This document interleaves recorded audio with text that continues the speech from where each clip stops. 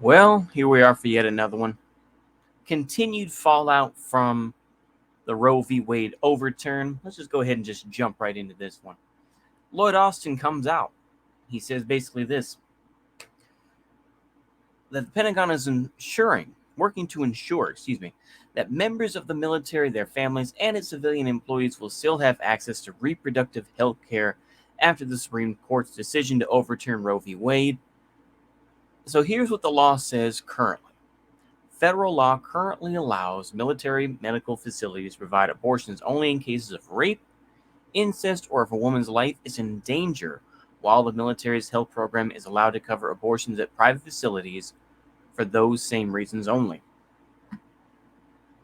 So we see the military arguably always being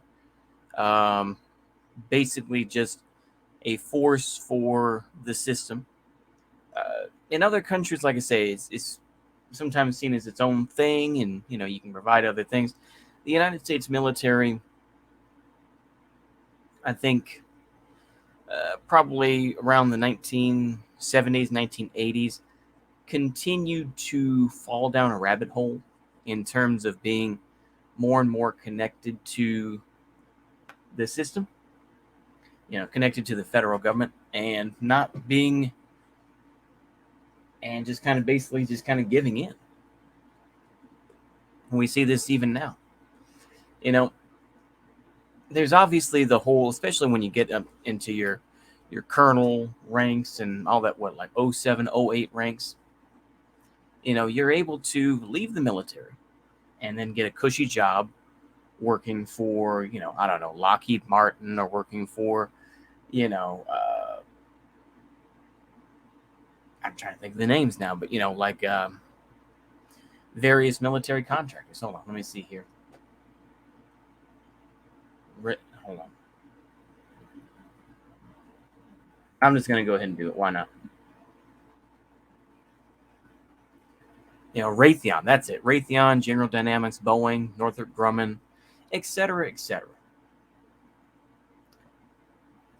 And you can get these cushy jobs, such as the same thing as Mr. Lloyd Austin. It's amazing to me how the folks who claim to be against military interventions and all that, they don't really seem to say anything too much, unless you're like Abby Martin, who are at least a little more ideologically honest.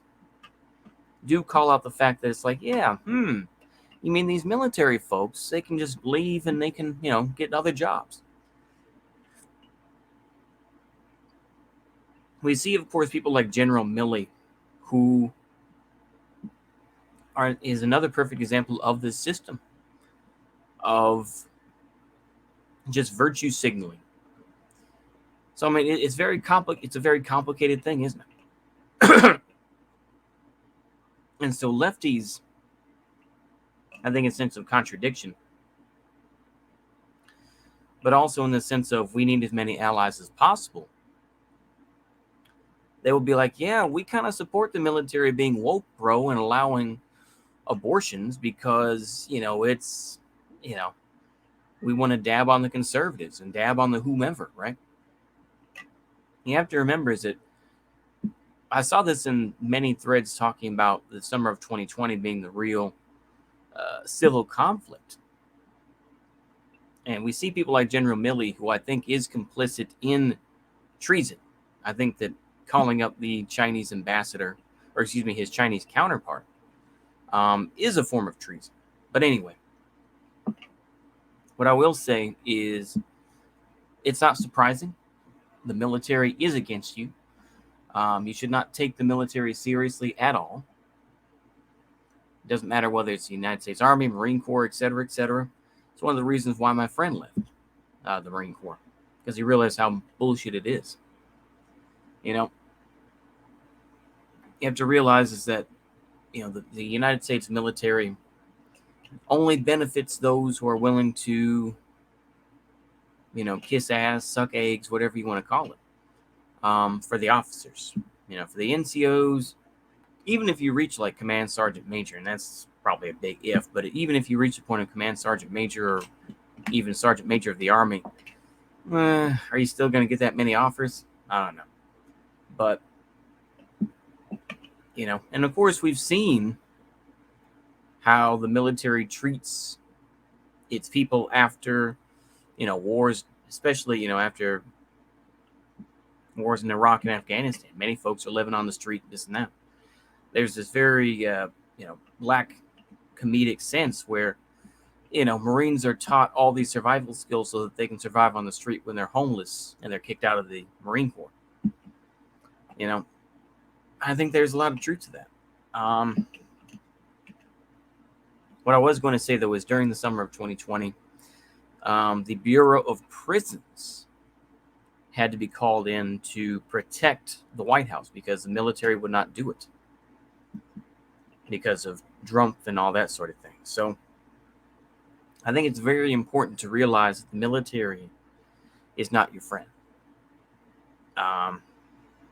I think this kind of goes against the boomer sort of mentality of, a shining beacon and support the troops and all that sort of stuff. They're not. They're not your friends. They're not your allies, this and that. And I think people are waking up to that. But this is just another example that they're going to allow abortions to take place, even if it is flaunting law.